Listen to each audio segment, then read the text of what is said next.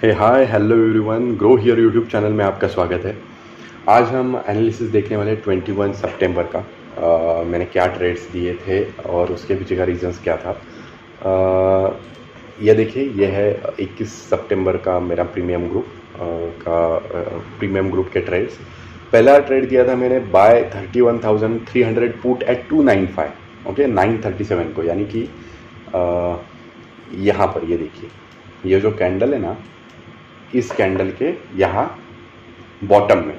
Okay, तो इस trade के पीछे रीज़न क्या था कि पहले तो मैंने एक ये रेजिस्टेंस लेवल ड्रॉ करके रखी थी, ये देखिए।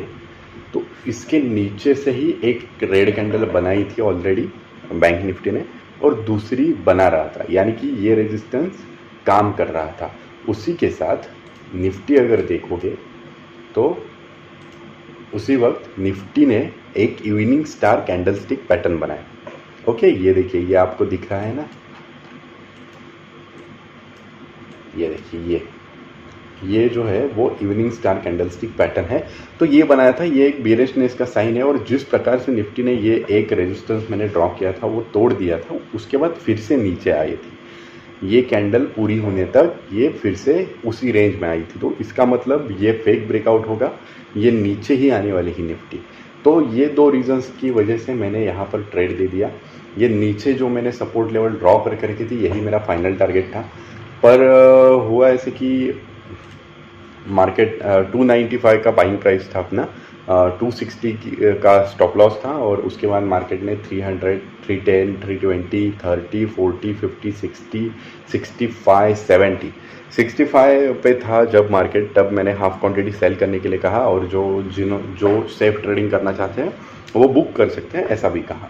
तो हाफ क्वांटिटी मैंने सेल कर दी, ये मैंने बता दिया। उसके बाद में 370 मार्केट गया। 370 जाने के बाद थोड़ा सा हॉल्ट किया यहाँ पर, ये देखिए, ये छोटे छोटे कैंडल दो बने ना, ये हॉल्ट हुआ यहाँ पे, थोड़ा सा रुक गया मार्केट इसी रेंज में। तो मुझे लगा कि शायद यही से ही रिवर्स हो सकता है, क्योंकि हर बार मेरा सपोर्ट और रेजिस्टेंस 100% तो करेक्ट नहीं आता। तो उस वजह से यहाँ पे हॉल्ट किया। मुझे लगा कि अगर ऊपर भी गया, थोड़ा सा रेजिस्ट करके भी नीचे आया, तो भी प्राइस में ज़्यादा फ़र्क नहीं पड़ना है।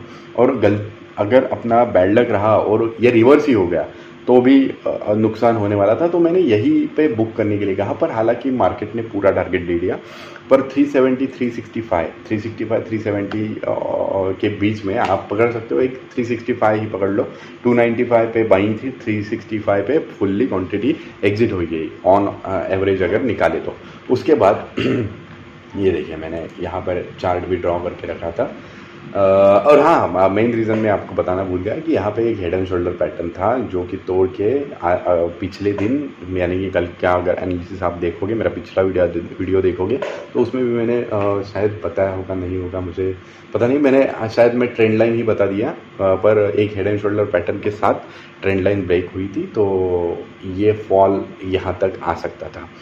ओके, उसके बाद मैंने बाय 41,200 कॉल एट 330 ये कॉल दिया था 10:06 को, यानी कि 10:06 को। उसका रीज़न था कि ये देखिए, बैंक निफ्टी ने एक अपना trend line 1 minute time frame में ब्रेक की थी। उसी के साथ निफ्टी भी तो उसने भी 1 मिनट के कैंडल स्टिक अगर आप देखोगे तो उसमें भी ट्रेंड लाइन ब्रेक की थी। पर तुरंत मैंने एग्ज़िट करवा दी, क्योंकि मैं उतना कंफर्म नहीं था उस ट्रेड पे। और फिर भी एनालिसिस सही था, मार्केट ऊपर गया, मार्केट ने टारगेट दिया। अगर आप देखोगे, ये देखिए, यहाँ कहीं मैंने वो ट्रेंड लाइन ड्रॉ करके रखी थी ऐसे करके, और यहाँ से मार्केट यहाँ तक गया, यानी कि अगर हम उतरते ट्रेड में तो जो बाइंग प्राइस थी कितनी थी, 330, तो हमें ऑलमोस्ट 390, 400 तक का टारगेट मिल जाता, पर नहीं हुआ।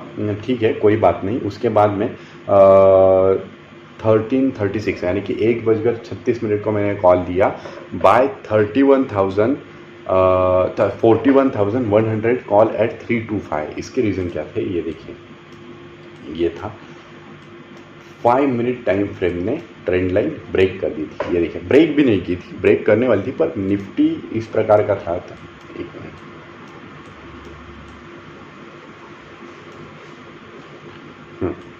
मिनट, निफ्टी ने भी अपनी ट्रेंड लाइन ब्रेक कर दी थी। अगर आप यहाँ पर देखोगे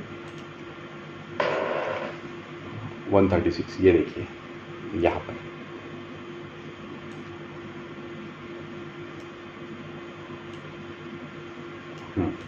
निफ्टी ने भी अपनी एक ट्रेंड लाइन ब्रेक करने वाली थी निफ्टी, और सपोर्ट लेके वो ऊपर जा रही थी। इसका मतलब वो ट्रेंड लाइन तो ब्रेक करने ही वाली थी। ये देखिए यहाँ पे इतना नीचे आई, उसके बाद ऊपर गई, एक सपोर्ट लिया जहाँ पर मैंने सपोर्ट ड्रॉ किया है, उसके बाद ऊपर जाने लगी थी। तो ये एक रीज़न था पहला। तो दूसरा रीज़न था कि बैंक निफ्टी ने खुद की एक 5 मिनट की ट्रेंड लाइन पे वो ट्रेड कर रहा था। ये देखिए, तो यहाँ पर जब थी ना इस बॉटम पे, तभी मैंने वो ट्रेड दिया कि ये ब्रेक करेगी और सस्टेन भी करेगी। ओके, क्योंकि निफ्टी बुलिशनेस दिखा रही थी, इस वजह से मुझे कंफर्मेशन मिला कि बैंक निफ्टी भी बुलिशनेस दिखाएगी, और उसके बाद में ये टारगेट था अपना फाइनल। उसके ऊपर भी मार्केट गया, पर ठीक है, हमने अच्छा खासा बुक कर लिया टारगेट। 325 पे बाइंग थी, उसके बाद 330, 40, 50, 60, 70, 80, 85, 90, 400, 405। तो अगर आप देखोगे तो यहाँ पर 405 यानी 325 से लेकर 405 ऑलमोस्ट 80 पॉइंट्स हमने कैप्चर कर लिए, और एक अच्छा खासा दिन गया ये, बढ़िया प्रॉफिट हुआ।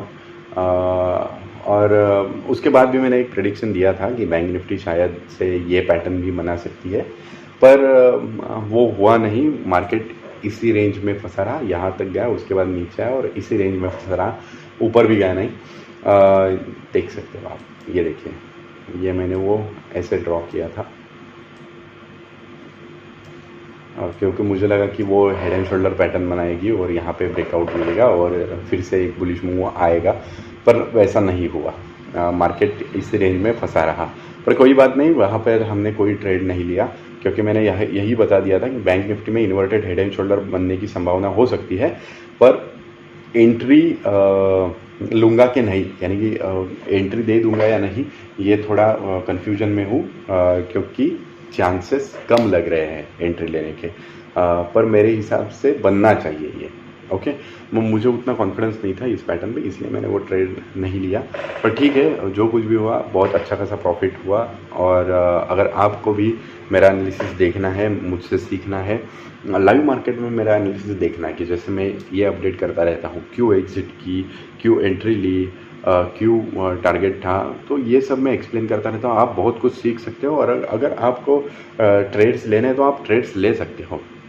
बहुत सारे लोग हैं जो सीख रहे हैं मेरे एनालिसिस को लाइव देख के, तो आपको भी अगर मेरा लाइव एनालिसिस देखना है तो आप मेरे प्रीमियम ग्रुप में ऐड हो सकते हैं, या फिर अगर खुद का एनालिसिस करना सीखना है तो मेरे क्लासेस भी ले सकते हैं। Thank you so much for watching this video.